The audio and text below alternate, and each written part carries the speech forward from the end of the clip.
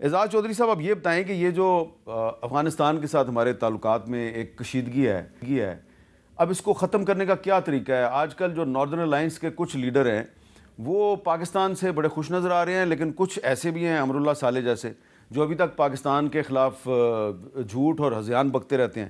پاکستان کو کیا کرنا چاہیے؟ وہ طالبان کی دشمنی میں ناردرن الائنس سے دوستی کر لے؟ طالبان نے بھی جو رویہ اختیار کیا ہے وہ کوئی دوستانہ نہیں ہے، تو پاکستان کو یہ چاہیے کہ اب یہ برادرانہ جو بیچ میں تھے وہ نکال دیں، جو جذبات ہیں۔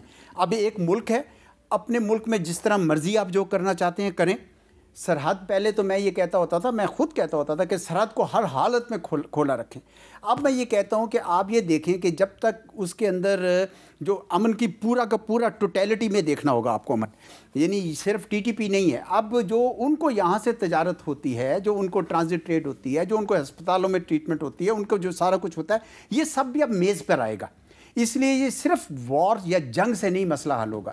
میں سمجھتا ہوں کہ پوری کی پوری ٹوٹیلٹی کو نیگوشیٹ کرنا پڑے گا، اور طالبان کو اس بات کا اندازہ ہونا چاہیے کہ پاکستان سے دوستی ان کے لیے سب سے زیادہ قیمتی اثاثہ ہے ان کا، اور اگر وہ پاکستان سے دشمنی کرتے ہیں یا بھارت سے دوستی کرتے ہیں تو بھارت ان کو استعمال کرے گا ٹیشو پیپر کی طرح۔ یہ بات ان کو سمجھانی چاہیے، لیکن اگر وہ پیار سے نہیں سمجھتے تو یہ ساری چیزیں میز پر لانی چاہیے۔ انٹرفیئر ان کے اندر نہیں کرنا چاہیے، لیکن ہم نے رجیم چینج نہیں تین دفعہ ہم نے ان سے مذاکرات کیے، تینوں دفعہ ناکام ہوئے، لیکن اب کچھ لوگ پاکستان میں کہتے ہیں جی رجیم چینج ہونی چاہیے۔ یہ رجیم چینج کا جو ٹرمنالوجی ہے، یہ پاکستان کو رجیم چینج کی طرف کبھی نہیں جانا چاہیے۔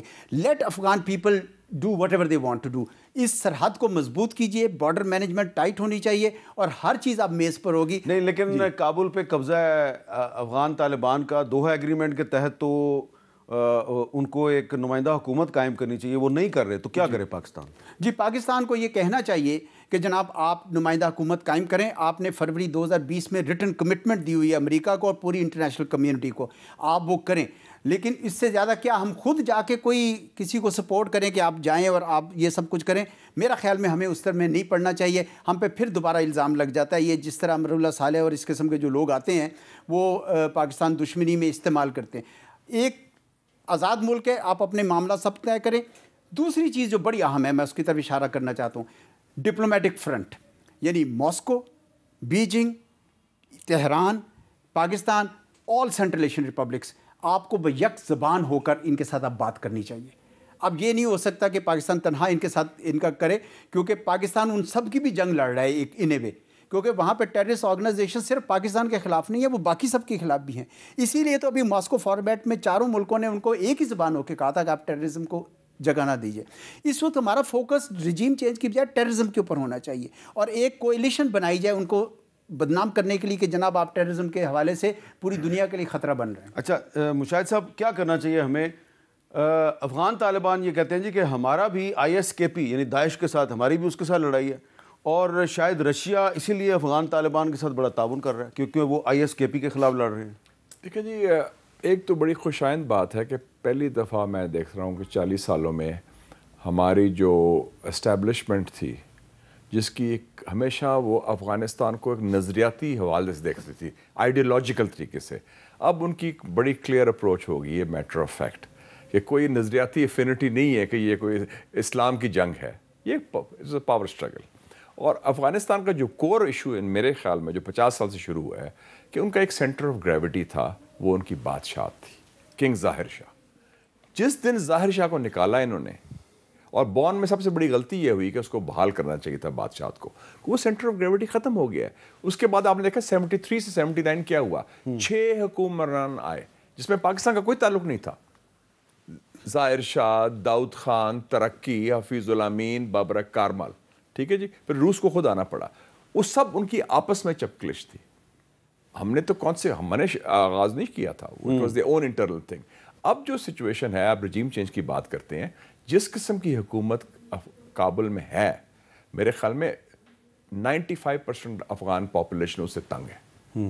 اب جو ارتھ کو ایک آیا ہے، اس میں عورتوں کو انہوں نے چیخیں مار رہی تھی، ہیلپ نہیں کرنے دیا کہ جی ٹچ نہیں کرنا، بکریوں کو بچا لیا، جانوروں کو بچا لیا۔ یہ تو ایک میڈیول گورنمنٹ ہے، آپ 21st سینچری میں جس قسم کی گورنمنٹ ہے, میرے خیال میں رجیم چینج ہمیں کچھ, میں اگری کرتا ہوں, ہم اگر ہمارا مقام بننا ہے فورن پالیسی میں انٹرنیشنلی کہ ہم افغانستان سے بوجھ سے آزاد ہوئے ہیں, وہ ہمیشہ ہم نے رکھا کہ ہمارا بندہ آئے, ہمارا اسٹریٹجک, اس سے ہم آزاد ہوئے ہیں, ہم وہ وی آر فری, اس گن میں ہم واپس نہ جائیں. اور علامہ اقبال نے افغانستان کو ایشیا کا دل کہا تھا, تو پھر ہم علامہ اقبال کی بڑی بات کرتے ہیں, تو پھر علامہ اقبال نے تو جا کے نماز پڑھی تھی نادر خان شاہ کے when he went there, آپ کو پتہ ہی ہے 1933 میں جب ان کو بلایا اور گیا, غازی امان اللہ کی جو حکومت کو, اور نے کہا کہ میں آزاد ملک کے آزاد بادشاہ کے پیچھے میں نماز پڑھ رہا ہوں, اور ان کے کہاں جانا چاہتے ہیں, میں غزنوی, نہ وہ غزنوی تڑپ رہی, نہ وہ خم زلف ایاز میں, وہ تو محمود غزنی کے بارے میں. تو اس لیے ہمیں افغان طالبان اور افغان قوم کے درمیان فرق رکھنا افغان طالبان کا افغان عوام سے کوئی تعلق نہیں ہے, وہ ایک رجیم انسٹال کی گئی ہے, وہ انفارچونیٹلی امریکنز نے انسٹال کی ہے. نہیں, کیسے انہوں نے کیسے انسٹال کیا؟ وہ تو جنرل فیض صاحب وہاں پہ گئے تھے جب وہ انہوں نے کابل کو ٹیک اوور کیا ان وائلیشن آف دوحہ ایگریمنٹ. ہماری حماقتوں میں وہ بڑی بڑی حماقت چاہتے, ہم وائسرو بن گئے کہ جی ہم نے اس کا لے, اور جو وہاں پہ امریکن فوج اپنے ویپن چھوڑ کے گئی ہے, میرے پاس بی بی سی کی رپورٹ ہے, $7 billion. ہاں یہ بی بی سی کی رپورٹ ہے جی میرے پاس. US weapons left in Afghanistan sold to militant groups, یہ بی بی سی کی رپورٹ ہے. میر صاحب 5 جولائی 2022 کو نیشنل سیکیورٹی بریفنگ ہوتی ہے پارلیمنٹ میں موجود تھا, اس میں جنرل فیض بھی تھے corps commander Peshawar, general Bajwa بھی, اور جنرل ندیم انجم بھی, اور انہوں نے بتایا کہ ہم مذاکرات کر رہے ہیں TTP کے ساتھ. 2-3 لوگوں نے تنقید کی, بلاول بھٹو بھی شامل تھا, محسن داور بھی تھا, اس میں بھی تھا, اور میں نے کہا اس میں ہم نے کہا کہ آپ جو بات کر رہے ہیں ہو از یور گارنٹر, جن سے بات کر رہے ہیں, کیونکہ افغان طالبان اور تحریک طالبان میں تو کوئی فرق نہیں ہے, یہ تو ہے ہی فرسٹ ایک ہی چیز ہے. انہوں نے کہا نہیں, افغان طالبان از آر گارنٹر, یہ تو آپ کی سوچ تھی, اتنے نائیو, اور آپ نے ان کو دعوت واپس بلا لیا ود آرمز. تو یہ ہماری ماضی میں اسٹیبلشمنٹ کی حماقتیں ہیں جس کا خمیازہ ہم بھگت رہے ہیں, اس قسم کی غلط پالیسی. اور ہمارا جا کے ہم نے ڈکلیئر کر دیا کہ سب اچھا ہے, چائے پی رہے ہیں آپ سرینا جا کے, تو as if you are the voice رائے.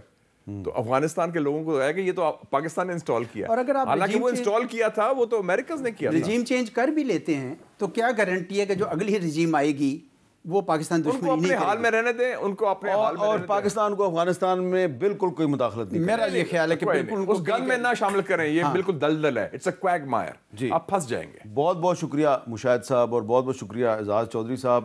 اور یہ جو ہمارا اس کا کنکلوژن یہ ہے کہ جو اکھنڈ بھارت ہے اس میں بھارت نے صرف پاکستان کو نہیں بلکہ ساؤتھ ایشیا کے 8-9 ممالک کو شامل کیا ہوا ہے, اس میں افغانستان بھی شامل ہے.